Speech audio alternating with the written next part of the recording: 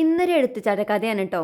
കുറേ ദിവസത്തെ മഴയ്ക്ക് ശേഷം നല്ലൊരു വെയിൽ കിട്ടിയിട്ടുണ്ട്. അപ്പോൾ ഒന്നും നോക്കാതെ ഇതാ പച്ചരി കഴുകി ഉണക്കാൻ നിന്നു കേട്ടോ. അപ്പോൾ ആദ്യം തന്നെ ചേറാണ്. എനിക്ക് വലിയ പരിചയമൊന്നുമില്ല, എന്നെക്കൊണ്ട് അറിയുന്ന വിധത്തിലൊക്കെ ഞാൻ ചേറിട്ടോ. അതിൻ്റെ റിസൾട്ടാണ് താഴെ നമ്മളെ കോഴി തീ കഴിക്കുന്നിട്ട്. എന്നിട്ട് വേഗം കഴുകിയാണ്ട് വെയിലത്തിട്ടു കേട്ടോ. ഇത് നല്ല വെയിലുണ്ടായതുകൊണ്ടാണ് ഈ പരിപാടിക്ക് ഇറങ്ങിയത്. പക്ഷെ അതൊരു എട്ടിൻ്റെ പണിയായി. ഈ മഴക്കാലത്തൊക്കെ ഇങ്ങനെ നിൽക്കുമ്പോൾ നമ്മൾ തുണിയിൽ വിരിച്ചിട്ടുണ്ടോ, കാരണം തുണിയിലിട്ട പെട്ടെന്നാവും. അതുകൊണ്ട് ഞാൻ തുണിയിലാണ് ഇട്ടതിൻ്റെ ഒരു ഷോൾ എടുത്താണ്ട് അതിൽ വേഗം വിരിച്ചിട്ട് നമ്മൾ കട്ടില്ലാതെ ഇങ്ങനെ പരത്തി ഇട്ടു കേട്ടോ. കഴുകിയിട്ടപ്പോഴൊക്കെ നല്ല വെയിലാണ്. കുറച്ച് കഴിഞ്ഞപ്പോൾ ഈ കെട്ടിൻ്റെ പണി ഇട്ടിതാ നല്ല മഴ.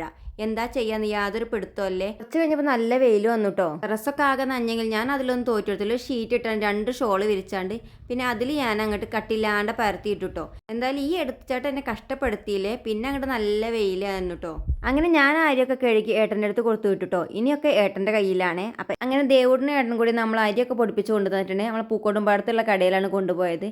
അപ്പോൾ പിന്നെ ഒന്നും നോക്കിയിട്ട് പിറ്റേ ദിവസം തന്നെ പത്തിരി ഉണ്ടാക്കാൻ ഇറങ്ങിയിട്ടുണ്ട്. വെള്ളമൊക്കെ തിളപ്പിച്ച് അതിലേക്ക് പൊടിയൊക്കെ ഇട്ട് നന്നായി നിളക്കിയിട്ടുണ്ട്. അപ്പോൾ പത്തിരിക്ക് നമ്മൾ ആ ചൂടോടൊക്കെ തന്നെ നല്ല കുഴച്ചെടുക്കണേ. അപ്പോൾ കൈയൊക്കെ നല്ല പൊള്ളലുണ്ട് കേട്ടോ. ഈ മഴക്കാലത്തിനെ പൊടിപ്പിക്കാൻ കാരണം പച്ചരി നമുക്ക് എല്ലാ മാസം കുറവാണ് കേട്ടോ കിട്ടാറ്. ഇപ്രാവശ്യം ഓണത്തിൻ്റെ സ്പെഷ്യലായിട്ട് കുറച്ച് കൂടുതലായിട്ട് കിട്ടിയിട്ടുണ്ട്. മഴക്കാലം നോക്കാതെ കഴുകിയിട്ടത്. എന്തായാലും ആ എടുത്തുചേട്ടൻ നന്നായി കേട്ടോ. ഇപ്പം അതുകൊണ്ട് നമുക്ക് പത്തിരി ഉണ്ടാക്കാനായല്ലോ. പൊടിയൊക്കെ കുഴച്ച് വന്നപ്പോഴേക്ക് ഏട്ടൻ പരത്താനുള്ള ഡ്യൂട്ടി ആയിട്ട് എടുത്തിട്ടുണ്ട്. അപ്പോൾ ഏട്ടൻ ഒന്ന് മെഷീൻമേ പ്രസ് ചെയ്ത് കഴിഞ്ഞാൽ പിന്നെ എളുപ്പത്തിൽ പരത്തിയെടുക്കാമല്ലോ. അങ്ങനെ രണ്ടാളും കൂടെ കൂടിയിട്ട് നമ്മൾ പത്തിരി വേഗം റെഡിയാക്കിയിട്ടുണ്ട്. ഇനിയിപ്പോൾ പത്തിരി മാത്രമല്ല കേട്ടോ, നമുക്ക് നൂലിപ്പൂട്ടും എല്ലാം ഉണ്ടാക്കാം കേട്ടോ. എന്നും ഈ ദോശ മാത്രമല്ലേ ഉണ്ടാക്കാൻ പറ്റുള്ളൂ. അങ്ങനെ ഒരുപാട് നാളുകൾക്ക് ശേഷം ഞങ്ങളിതാ ഇവിടെ പത്തിരിയും ചിക്കൻ കറിയും കൂടിയും കഴിക്കുകയാണേ. എന്തായാലും നല്ല ടേസ്റ്റ് ഉണ്ടായിരുന്നു കേട്ടോ. കടയിൽ നിന്ന് നമുക്ക് പത്തിരി വാങ്ങിക്കാൻ കിട്ടിയെങ്കിൽ നമ്മൾ ഉണ്ടാക്കുന്ന ടേസ്റ്റ് കിട്ടൂലേ. അന്ന് അങ്ങനെ എടുത്ത് ചാടിയോണ്ട് ഇന്ന് ഞങ്ങൾക്ക് ഇരുന്നാണ്ട് പത്തിരി കഴിക്കാനായേ.